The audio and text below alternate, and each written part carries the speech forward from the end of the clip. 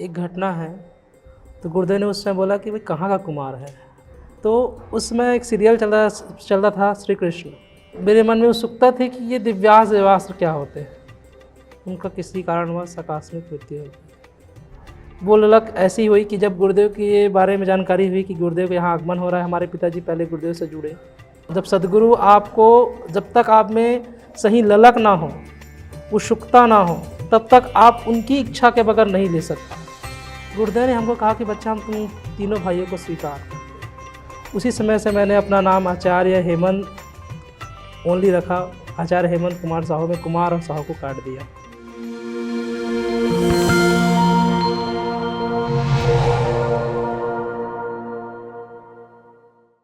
नमस्कार, मैं सर्वजीत जायसवाल सद्गुरु धाम में आप सभी का स्वागत करता हूं। आज हमारे साथ सद्गुरु धाम छत्तीसगढ़ के अध्यक्ष आचार्य हेमंत साहू जी मौजूद हैं। इनका परिचय यही है कि ये पहले आचार्य हेमंत साहू थे, लेकिन जब से सद्गुरु का सानिध्य प्राप्त हुआ इनकी नामों में परिवर्तन हुआ और इसके पीछे की वजह क्या है आज आचार्य जी से हम जानेंगे। इसके साथ ही सद्गुरु स्वामी कृष्णानंद जी महाराज के साथ जब से ये जुड़े, इनके जीवन में कैसे परिवर्तन हुआ, एक समय के सद्गुरु का वास्तविक अर्थ क्या होता है, इन सभी मुद्दों पर बात होगी। आचार्य जी बहुत बहुत स्वागत है आपका सद्गुरु धाम में। पहला सवाल आपके नाम को लेकर ही है, क्योंकि आपने बताया कि आचार्य आपके बारे में जब हमने जानकारी जुटाने की कोशिश की तो पता चला कि पहले आपका नाम आचार्य हेमंत साहू था, आपने बाद में कुछ सालों बाद आचार्य हेमंत कर लिया। इसके पीछे की वजह क्या है? एक समय जब गुरुदेव को मैंने अपना परिचय दिया, गुरुदेव ने मेरा परिचय पूछा, परिचय दिया मैंने, तो मैंने उसमें बोला कि आचार्य हेमंत कुमार साहू। तो गुरुदेव ने उस समय बोला कि भाई कहाँ का कुमार है। और हमने सद्गुरु समाज सेवा की स्थापना कर हमने जाति, धर्म, वर्ग, संप्रदाय के बंधनों को तोड़ा है। इन कुरीतियों को हमने ध्वस्त किया है और इन चीज़ों को हम नहीं बोलते। फिर सद्विप्र होता है 4 in 1, जिसमें 4 प्रकार के विशेष प्रज्ञावान आपके गुण होते हैं: क्षत्रियोचित, ब्राह्मणोचित, वैश्योचित और शूद्रोचित, जो चारों कार्यों में पूर्ण रूपेण संलग्न हो, परिपक्व हो, उसको सद्विप्र कहा जाता है। तो गुरुदेव ने इन चीज़ों को बोलते हुए बोला कि हमने जाति, वर्ग, संप्रदाय के बंधनों को हमने तोड़ा है और इसको हम नहीं मानते। इसीलिए गुरुदेव ने बोला कि सूर्य एक, चंद्र एक, तारे एक, तो धर्म कैसे अनेक। इन्होंने हम स्लोगन दिया। उसी समय से मैंने अपना नाम आचार्य हेमंत ओनली रखा। आचार्य हेमंत कुमार साहू में कुमार और साहू को काट दिया। आपने गुरुदेव के बारे में बताया कि गुरुदेव से हम मिले, कुमार साहू के बारे में हुई, उसके बाद आपको लगा कि नहीं हमें हटाना चाहिए गुरुदेव से जो मंत्र मिला। उन्होंने बताया कि भाई कुमार साहू में क्या ये जाति पात की भेदभाव है। सद्गुरु के सानिध्य के बारे में हम जानना चाहते हैं, कैसे प्राप्त हुआ सद्गुरु स्वामी कृष्णानंद जी महाराज का सानिध्य? बात मैं अपने बचपन से लेता हूँ। उस समय गांव में छोटे छोटे नवरात्र में जगराता होते हैं। हमारे यहाँ सेवा बोलते हैं, जस गीत के माध्यम से माता की सेवा की जाती है। और उसमें क्या है, अपने पिताजी के साथ मैं अक्सर ज़्यादा जाया करता था, रात रात जगराता करता था उनके साथ। उसमें मेरी आयु समथिंग 5th क्लास में था, मैं 4th क्लास 5th क्लास में था। आध्यात्मिक अनुष्ठानों के प्रति मेरी जो उत्सुकता थी बहुत ज़्यादा थी। धीरे धीरे उम्र के साथ साथ सब बढ़ते गया।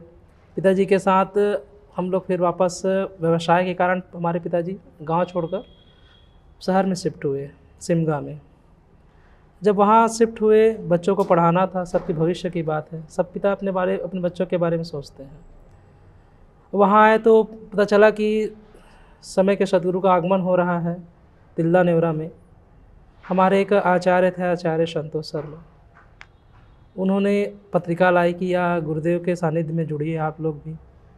तो उसमें एक सीरियल चल रहा था श्री कृष्ण। उसमें दिव्यास्त्रों और देवास्त्रों का बहुत बृहद वर्णन उसमें आया है। ब्रह्मास्त्र, सुदर्शन चक्र, पशुपतास्त्र, नारायणास्त्र, इन सब चीज़ों का बहुत ज़्यादा वर्णन होता था। मैं उसको कंटिन्यू देखता था, सुनता था और मेरे मन में उत्सुकता थी कि ये दिव्यास देवास्त्र क्या होते हैं, इनकी ऊर्जाएं क्या होती है। सुनने में आता है कि एक दिव्यास देवास्त्र का संधान करने पर पूरे ब्रह्मांड में हलचल हो जाते हैं, उनकी ऊर्जा से अमूलचूल परिवर्तन कर सकते हैं। ये हमने देखा, सुना। अब देखने की ललक तो थी ही, वो ललक ऐसी हुई कि जब गुरुदेव के बारे में जानकारी हुई कि गुरुदेव के यहाँ आगमन हो रहा है, हमारे पिताजी पहले गुरुदेव से जुड़े। उन्होंने DSS दिव्य गुप्त विज्ञान की क्लास ली, जिसमें दिव्यास्त्र देवास्त्रों का वर्णन है। उसको जस्ट उसी के बाद हम पिताजी दीक्षा लिए। उसके अगले 6 महीना बाद फिर गुरुदेव का छत्तीसगढ़ में आगमन हुआ। फिर उसी के तत्काल बाद हमने भी उत्सुकतावश DSS को जानने के लिए, इन दिव्यास देवास्त्रों को जानने के लिए 6 महीना बाद हमने दीक्षा लिया। दीक्षा के तत्काल बाद ही हमने DSS की क्लास अटेंड की। वो भी ऐसा है, कहते हैं ना, जब सदगुरु आपको, जब तक आप में सही ललक ना हो, उत्सुकता ना हो, तब तक आप उनकी इच्छा के बगैर नहीं ले सकते। मैंने DSS की क्लास के लिए 7 से 8 बार प्रयास किया। जहाँ भी जाता था DSS की क्लास कैंसिल हो जाती थी। अचानक से मैं हताश होकर वापस आ रहा था वहीं से। फिर मेरे को कॉल आया कि यहाँ DSS की क्लास लग रही है, आचार्य जी ले रहे हैं, आप आइए। तत्काल मैं वहाँ पहुँचा, DSS से क्लास ली। एक हमारे गुरु भाई थे, उन्होंने कहा कि कोई आम जब पूर्ण रूप में पक जाता है तो उसमें रस आता है, मिठास आती है। उसी तरह अधपका आम नहीं बनना है, साधना पूरी करनी है। और उसके बाद से मैं साधना जगत में प्रवेश किया। उनकी बातें मुझे लग गई कि साधना तो अच्छे से करनी है तो भी हम अच्छा पक सकते हैं, एक मिठास आ सकता है हमारे अंदर। और बस इसी से मैं अध्यात्म में प्रवेश किया। उत्सुकता थी दिव्यास देवास्त्रों को जानने की, और आया और DSS के माध्यम से दिव्यास देवास्त्रों को जाना, समझा। और गुरुदेव की ऐसी अनुकंपा हुई कि आज आचार्य हैं, आचार्य बने हैं। आचार्य के बाद उन दिव्यास देवास्त्रों को जो हम लेने के लिए उत्सुक थे, उनकी कृपा से एक पात्र के रूप में हम उस दिव्यास देवास्त्र को लोगों को प्रदान कर रहे हैं, एक माध्यम बनकर। दिव्यास्त्र की आपने बात की, देवास्त्र की बात की, लेकिन इन सबको पाने के लिए हमें साधना करनी ही है। सदगुरु स्वामी कृष्णानंद जी महाराज भी कहते हैं कि साधना जो पहला चरण है, उसके बाद ही आप DSS या दिव्यास्त्र देवास्त्र की प्राप्ति हो सकती है। तो एक हम साधना के बारे में जानना चाहते हैं कि एक आम इंसान की ज़िंदगी बदलनी शुरू हो जाती है। मैं ये जानना चाहता हूँ कि साधना करने के बाद एक आम इंसान के जीवन में कैसे परिवर्तन शुरू होता है। ये ठीक उसी प्रकार से है जैसे कोई बच्चा स्कूल में भर्ती होता है, एडमिशन होता है उनका, और वो पढ़ाई शुरू करता है। ठीक उसी प्रकार जब कोई साधक साधना जगत में प्रवेश करता है, साधना सीखता है, तो उस साधना को अपने जीवन में उतारने के लिए उसको स्वीकार करना पड़ता है। तन से, मन से, धन से, तीनों से स्वीकार करना पड़ता है। जब वो तीनों से अपने उस चीज़ को स्वीकार करता है तो उनकी दिनचर्या बदल जाती है, उनके हाव भाव बदल जाते हैं, उनकी आदत व्यवहार बदल जाते हैं। उनके साथ साथ लोग, आसपास के लोग उनसे इतने ज़्यादा प्रभावित होते हैं, वो सोचते हैं कि कल ये बंदा ऐसा था, आज कैसे उनका इतने बदलाव कैसे हो गए, क्योंकि वो साधना से जुड़ा है, परमात्मा से जुड़ रहा है। जब आप किसी चीज़ को परमार्थ के लिए और अच्छे कार्य के लिए उस चीज़ पर आगे बढ़ते हैं तो प्रकृति आपकी मदद करती है। और आप देखेंगे आपके धन, संपदा, आचरण, आदत, व्यवहार, लोगों से आपके जो अंडरस्टैंडिंग है, सब में बदलाव आ जाता है। और इस तरह से उसके अंदर धीरे धीरे परिवर्तन बढ़ते जाते हैं और साधना जगत में वो आगे बढ़ता जाता है। ये परिवर्तन हर साधकों के जीवन में एक आम बात है। आज हमारे एक गुरु भाई ने बताया कि किस तरह से विष्णु भाग के माध्यम से उन्होंने अपना अनुभव दिया कि हम विष्णु भाग के माध्यम से किस तरह से आगे बढ़ें। ये हमने, प्रकृति का नियम है 10% का। प्रकृति, सूर्य से ऊर्जा आती है, प्रकाश आता है, 10% में बढ़ता बढ़ता सबके पास पहुंच जाता है। उसी तरह हमारे जीवन में जो भी चीज़ हम ध्यान, साधना, तपस्या करते हैं, उसका 10% अपने से होकर अपने परिवार में, प्रियजनों में धीरे धीरे बढ़ जाता है, जिससे सभी लोग, आसपास के एटमॉस्फेयर, प्रकृति, सब उस ऊर्जा को ग्रहण करते हैं और आपके अनुरूप कार्य करने लग जाते हैं। इस तरह से लोगों के जीवन में परिवर्तन शुरू हो जाता है। आचार्य जी, जब भी हम सदगुरु के बारे में पढ़ना शुरू करते हैं या किसी गुरु भक्त से मिलते हैं तो लोग कहते हैं कि ये जो सदगुरु स्वामी कृष्णानंद जी महाराज जो इस समय के सदगुरु हैं, इसका आशय मैं समझना चाहता हूँ कि जो समय का सदगुरु, क्योंकि हमने सदगुरु के बारे में तो बहुत सुना है कि ये सदगुरु, वो सदगुरु, लेकिन ये समय का सदगुरु क्या है, इसके बारे में हम जानना चाहते हैं। जिस तरह सूर्य के प्रकाश से सारे चंद्रमा है, सारी ब्रह्मांड प्रकाशित होती है, तारे प्रकाशित होते हैं, उसी तरह समय का सदगुरु होता है। वो आपके जितने गुरु रहते हैं वो तो पद्धतिवश चलते चले आते हैं, गुरु परंपरा में चले आ जाते हैं, लेकिन समय का सद्गुरु विरला होता है। वो आपके जितने भ्रांति धारणाएं हैं, कुरीतियाँ हैं, आपके अंदर अवसाद जो पड़े हुए हैं उनको तोड़कर, उनको बाहर आपसे छीन कर आपको धर्म में चलने के लिए विवश कर देता है। वे स्वयं जलते हुए अंगारे की तरह होते हैं और आपको उस अंगारे से प्रज्वलित करते हैं, आपको ऊर्जान्वित करते हैं और बोलते हैं कि आप इस पथ में चलो, मैं बैठा हूँ इस कार्य को करने के लिए, आप आगे तो बढ़ो, और आपको सतमार्ग में बढ़ाते हैं। तो मेरा डेफिनेशन सद्गुरु का, समय का सद्गुरु का डेफिनेशन मेरा वही है कि वो आपकी जितने अवधारणाएँ हैं, बुराइयाँ हैं, जो परंपरा का चल रहे हैं, सारे बंधनों को तोड़ते हैं और आपको धर्म की नई व्याख्या कराते हैं, नए अर्थ को प्रदान करते हैं और उस नए अर्थ को समाज में, देश में, दुनिया में प्रसारित करने के लिए आपको आगे बढ़ाते हैं।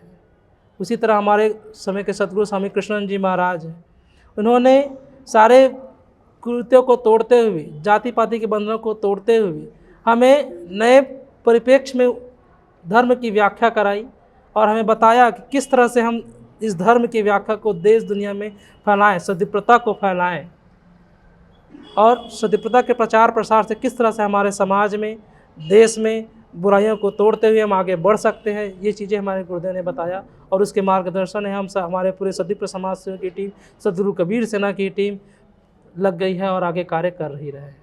आचार्य जी, सद्गुरु स्वामी कृष्णानंद जी महाराज के बारे में बात हो रही है और आपके ऊपर भी कृपा बरसी है, आप आचार्य तक पहुँचे हैं। कोई अनुभव के बारे में आप बताइए आचार्य जी, कि ऐसा कोई अनुभव जो इतने सालों के अंदर हो और आपने सद्गुरु का सानिध्य प्राप्त किया और उसके बाद से अचानक से आपके जीवन में परिवर्तन आना शुरू हो गए। एक घटना है, 2019 जुलाई की घटना है। उससे पहले जनवरी में भी एक घटना घटी। मेरी बड़ी सिस्टर थी, उनका किसी कारणवश आकस्मिक मृत्यु हो गई थी।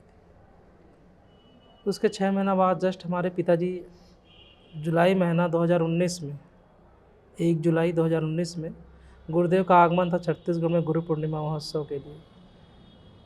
तैयारी कर रहे थे, तैयारी करते करते अचानक किसी कारणवश वो चले गए, वो भी शांत हो गए।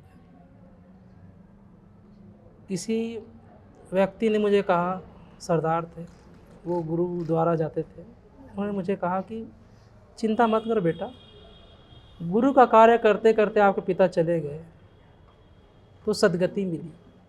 ऐसी सदगति, ऐसा जाना बहुत विरले को मिलता है। ये चीज़ मेरे बहुत समय तक रहा, मन में तो बात चलती है, पिता के जाने के बाद किस पुत्र को दुख नहीं होगा। मैं उस समय बहुत ज़्यादा विक्षिप्त हो गया था। उसी समय गुरुदेव का आगमन छत्तीसगढ़ में हुआ ही था। गुरुदेव अचानक बोले कि बच्चा, अब देखो हमारे मन में जो दुख था पिता के जाने के बाद, जो तकलीफ़ें थी, कहते हैं सद्गुरु आपके अंदर के दुख को जान लेता है, आपकी परेशानी को समझ लेता है। आप कहें या ना कहें, आपको किसी न किसी माध्यम से आपको सूचना प्रदान करता है, आपको मार्गदर्शन करता है। तो अनायास हुआ कि गुरुदेव स्वतः ही आए उस समय हमारे गांव में, और गांव में जैसे आए तो हमने उसमें स्वागत किया गुरुदेव का। गुरुदेव ने हमको कहा कि बच्चा, हम तुम तीनों भाइयों को स्वीकार करते हैं। ये स्वीकार शब्द सुनते ही हमारे जीवन में पता नहीं कहाँ से कैसी ऊर्जा दौड़ पड़ी कि शरीर चारों तरफ से ऊर्जा से ऊर्जान्वित हो गया। एक तैयार हो गए कि हमें नया कार्य करना है। और गुरुदेव ने कहा कि जितने बड़ा परेशानी आती है, जितनी बड़ी तकलीफ़ें आती है, उतने उसकी 3 गुना शक्ति के साथ आप उस धर्म में लग जाओ। जो परेशानी जब आ रही है तो आप जितने ज़्यादा 3 गुना शक्ति से उस धर्म में लग जाओगे, त्रिगुणातीत की तरह लग जाओगे, उस ऊर्जा में आप धर्म कार्य में लग जाओगे। जैसे जैसे आप धर्म में आगे बढ़ते जाओगे, आपकी परेशानी कटती जाएगी और आगे बढ़ते जाएंगे। और कहा जाता है कि सोना जितना ज़्यादा तपता है उतना ज़्यादा खरा होता है। उसी तरह हमारे गुरुदेव ने हमें ये शब्द जब बोला कि भाई आप 3 गुना शक्ति के साथ धर्म में लग जाओ। जब धर्म में हमने 3 गुना शक्ति से लग गया तो हमने देखा कि हमारे जो जितने पुराने तकलीफ़ें थी वो कटती गई। कटते कटते हम आगे बढ़ते गए, उनकी कृपा बरसती गई। और जब जब हमें किसी चीज़ की तकलीफ़ हुई, कहीं न किसी माध्यम से गुरुदेव की सूचना हमें ये आ जाती थी कि बच्चा सब ठीक है ना, और हम उसमें भी गुरुदेव को बोलते थे जय गुरुदेव सब ठीक है। ये शब्द बोलते ही हमारी जितनी तकलीफ़ें थी कटती गई, हम आगे बढ़ते गए, उनकी कृपा बरसी और गुरुदेव ने फिर हमें आचार्य पद के लिए नियुक्त किया कि बस आपको आचार्य सिद्ध दिया जाएगा। आचार्य लिए और आज भी अनवरत निस्वार्थ गुरुदेव की सेवा में लगे हैं, क्योंकि हमारा एक उद्देश्य बना है कि जब तक सांसें रहेगी तब तक गुरु कार्य में लगे रहना है, चाहे कुछ भी रहे, दुनिया साथ दे या ना दे। हमने एक बार जिसके चरणों में सिर रख दिया तो कट जाएगा, उठने की बात नहीं हो सकती। ये मानकर हम आज भी गुरु कार्य में लगे हुए हैं। विकट से विकट परिस्थितियों में बस उसका ध्यान करने मात्र से हमारा कार्य सफल हो जाता है, कुछ करने की ज़रूरत नहीं होती। अंतिम सवाल है आपके पास, सद्गुरु धाम आश्रम ये छत्तीसगढ़ की जिम्मेदारी, आप अध्यक्ष पद पर हैं और आचार्यशिप भी आपको प्राप्त हुआ है। आचार्यशिप तक पहुंचने तक आपके पास जो ये परेशानी आई, खासकर छत्तीसगढ़ के जो सद्गुरु धाम आश्रम को संभालने के बाद वहाँ पे जो साधना को लेकर कई लोग जुड़ते हैं, तो उनको क्या समझाना पड़ता है, गुरुदेव के बारे में क्या बताना पड़ता है, या कोई अनुभव किसी के सामने जब आप बताते हैं तो भाई कैसे पूरी जो छत्तीसगढ़ के पूरा हम समझना चाहते हैं कि छत्तीसगढ़ टीम को आप कैसे लेकर चलते हैं? ऐसा है कि देखो, हर साधक के साधना का अनुभव अलग अलग होता है। अब अध्यक्ष जब हम बने तो उसमें हमारे यहाँ स्थिति ऐसी थी कि हमारे पास लोगों की कमी थी, और लोगों की कमी के कारण जब हम आगे बढ़ते गए तो सभी जो नए पुराने हर संस्था में होती है कि नए लोग पुराने लोग आते हैं, कई लोग कट जाते हैं, कई लोग जुड़े रहते हैं, तो सभी से क्या है तालमेल बैठाना पड़ा, सभी से बातचीत करनी पड़ी, सभी से मुलाकात करनी पड़ी। साधनात्मक अनुभव में अगर मैं कहूँ तो साधक को हमने DSS की क्लास ली है। जो परेशानी से पहले वो जूझ रहा था बंदा, उनकी आर्थिक स्थिति भी सब सुधर गई और गुरु के प्रति उनके समर्पण भावना बढ़ गई। धीरे धीरे वो आगे बढ़ते गए। DSS जो गुरुदेव द्वारा दी गई ध्यान की उच्चतम पद्धति है, ये पद्धति एक ऐसी पद्धति है कि सभी संस्था, जितनी भारत में मैं संस्था कहूँ, सबके पास थ्योरिकल ज्ञान तो बहुत है, चक्रों के बारे में, ध्यान के बारे में थ्योरिकल ज्ञान बहुत है, लेकिन प्रैक्टिकल ज्ञान किसी के पास नहीं है। ये गुरुदेव का अन्वेषण रहा है, डिवाइन सीक्रेट साइंस, जिसके माध्यम से लोग जब ध्यान करते हैं और उस ध्यान की गहराई में उतरते हैं तो अपने आप को देखते हैं किस तरह से उसके चिर संचित जो कार्य है, आज के पूर्व के कार्य है, पूर्व जन्म के कार्य है, ये भी लोग उस DSS की साधना के माध्यम से आप देख सकते हैं, और देखने के बाद उसको किस तरह सुधार सकते हैं अपने जीवन में, और प्रकृति किस तरह से उसको आगे बढ़ाने में मदद करती है। तो साधक की जीवन शैली बदल जाती है, उनके कार्य बदल जाते हैं, सोचने मात्र से कार्य आगे बढ़ते जाते हैं। और सभी साधकों के जितने हैं सभी पॉजिटिव विचार ही हमें मिले हैं कि हमने जो साधना की है, DSS का क्लास लिया है, हमारे दिनचर्या में परिवर्तन हुआ है, हमारे आने के यानी कि जो धन आवक की साधना है, साधक है, उस पर वृद्धि हुई है, हमारा पारिवारिक जीवन सुखमय रहा है। इस तरह से लोगों के हमें अनुभव मिलते रहते हैं। और किसी को कोई संशय रहता है तो उनके पास हम छत्तीसगढ़ में हमेशा ध्यान की क्लास वगैरह लगाते हैं, या कई लोगों को ऐसा है कि जहाँ वो आ नहीं पाते उनके पास हम स्वयं पहुँच जाते हैं कि भाई किस तरह से बात है, 2-4 साधक लोग को इकट्ठा कर हम ध्यान के बारे में बताते हैं वहाँ। और हमारे छत्तीसगढ़ में सबसे अच्छी बात है कि हमारे जो प्रचारक की जो टीम बनी हुई है वो हर क्षेत्र में लोगों के पास प्रचार प्रसार के लिए पहुँच जाती है, और हवन यज्ञ के माध्यम से, शिव संकीर्तन के माध्यम से, ध्यान साधना के छोटे छोटे वेकेशन के माध्यम से, छोटे छोटे DSS के क्लास के माध्यम से लोगों को हम साधना से जोड़ते जाते हैं। और जो डीएक्टिवेट साधक है, इस माध्यम से वो एक्टिवेट भी हो जाते हैं और उनके जीवन में परिवर्तन शुरू हो जाता है। धन्यवाद आचार्य जी, आपने सद्गुरु धाम के दर्शकों के लिए अपने बेशकीमती समय में से समय निकाला। तो आप आचार्य हेमंत को सुन रहे थे, जिन्होंने सद्गुरु स्वामी कृष्णानंद जी महाराज से सानिध्य प्राप्त करने के बाद जो उनके जीवन में परिवर्तन हुआ, और आज आचार्यशिप को संभाल रहे हैं, छत्तीसगढ़ सद्गुरु धाम आश्रम के अध्यक्ष हैं, पूरे छत्तीसगढ़ की जिम्मेदारी है। इन्होंने बताया कि कैसे सद्गुरु स्वामी कृष्णानंद जी महाराज का जो उनकी दीक्षा लेने के बाद जीवन में कैसे परिवर्तन हुआ। क्या सोचते हैं आप इस पूरे वीडियो को लेकर, कमेंट बॉक्स में ज़रूर बताएं। और वीडियो यदि पसंद आई हो तो इसे लाइक करें, शेयर करें और सद्गुरु धाम को सब्सक्राइब करना ना भूलें। धन्यवाद।